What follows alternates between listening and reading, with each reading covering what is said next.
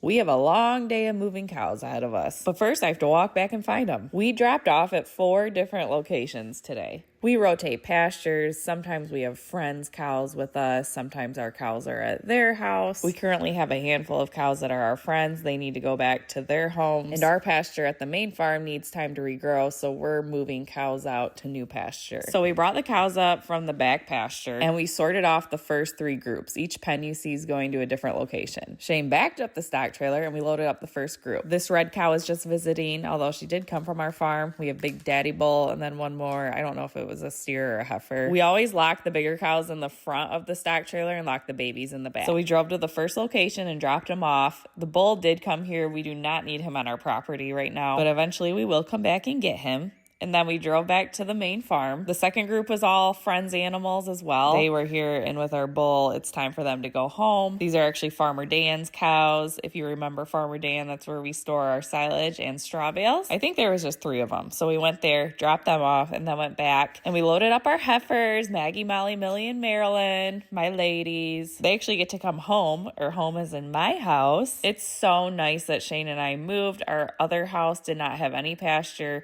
This current house has about 17 or 18 acres that are already set up. Miss Red and her baby, as well as 272, are already here, so they're getting 4 more friends. We unloaded these girls, and then we went back to the main farm and had to sort again. It was really nice having the first 3 loads sorted off already. Those made for really easy trips. And then the second sort, Shane was basically just sorting half of his cow herd off. Again, we're trying to put less pressure on the pasture at the main farm, so we're just taking half the herd and moving them to the pasture that we rent. So we loaded up half the cows and their babies and then took them to that pasture. It was the first time for these 3 babies to go for a ride. They were a little hesitant at first, but we got them on the trailer. Unless you're lucky and have like a lot of land in one spot, I feel like this is what a lot of people have to do if you're grass feeding. It's just a lot of rotating, a lot of trips, and you do all this work and they can only stay there for a week, a couple weeks, whatever it is. Ours will all need to come back to the main farm at the end of August to do preg checks.